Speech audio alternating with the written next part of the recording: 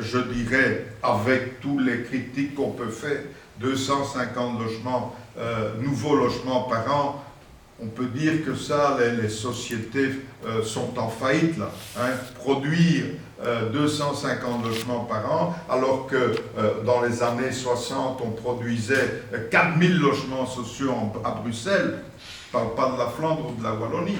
Donc, il y a un déficit. Pourquoi ce qu'on pouvait faire dans les années 70, on ne peut plus le faire tout à coup, alors qu'il y a l'informatique, le bazar, etc. Pourquoi on n'arrive pas? Donc là, on peut dire qu'il y a des problèmes. Mais quoi qu'il arrive, nous sommes convaincus que c'est ce secteur-là qui doit effectivement, je dirais, continuer. Et alors, et ça c'est pour moi le plus fondamental, c'est l'action sur les loyers. Les loyers en Belgique sont trop élevés. On loue des taudis, alors, pour des prix impossibles. Alors vous allez me dire, mais comment est-ce possible de louer des taudis dans un pays où il est interdit de louer des taudis? Ben, c'est comme ça. Là, on pourra faire aussi un cours si vous voulez, mais pourquoi dans un pays où il est interdit de vendre, de louer des taudis, on loue quand même des taudis? Ben parce que la pression est telle que, effectivement, les locataires vont louer un taudis parce que c'est ça ou dormir sous un pont. Donc, ou alors évidemment occuper des biens, etc., etc. Mais donc, dans un pays où il est interdit de louer des taudis, on loue quand même des taudis. Alors, pour nous, c'est là-dessus qu'il faut agir, parce que l'État a les moyens,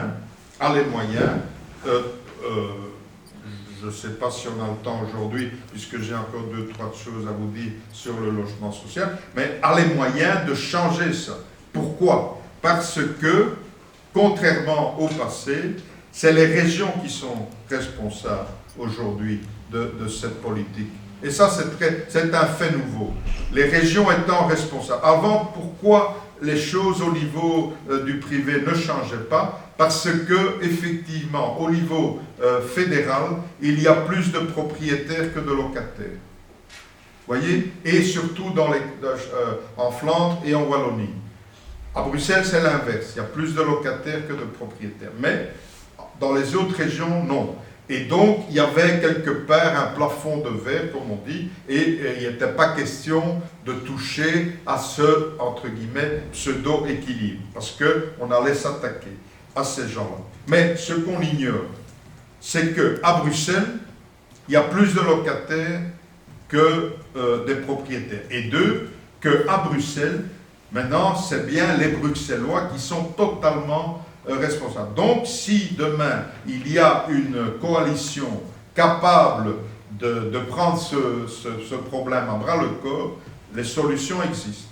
Sans, parce que souvent, et je pense que c'est valable dans les domaines qui sont les nôtres ici, souvent quand on amène une solution relativement faisable et réalisable, on nous dit, et ça, il faut quand même, pour moi c'est idéologique évidemment, on nous rétorque que faire ça se retournerait contre les locataires.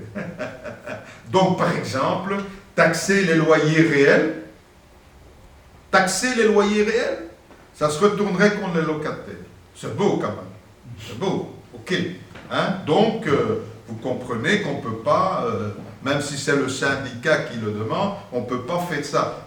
Ça va se retourner, mais non, ça ne va pas se retourner contre les locataires, mais bon, ok, ils sont convaincus. Évidemment, si parallèlement à cette taxation, tu ne mets pas des mesures d'encadrement des loyers, par exemple, application de la grille dite indicative, évidemment, le bailleur va avoir tendance à répercuter une augmentation d'impôts sur le locataire. Mais donc, il y a de fait des moyens de contrecarrer les choses. Donc, c'est ça que nous devons nous dire, c'est que quand nous revendiquons des choses, c'est pas aussi paradoxal que cela puisse paraître, c'est pas pour que ça se retourne contre les locataires. Sinon, évidemment, on ne ferait pas de telles revendications. Mais bon, ça, c'est ce qu'on nous dit.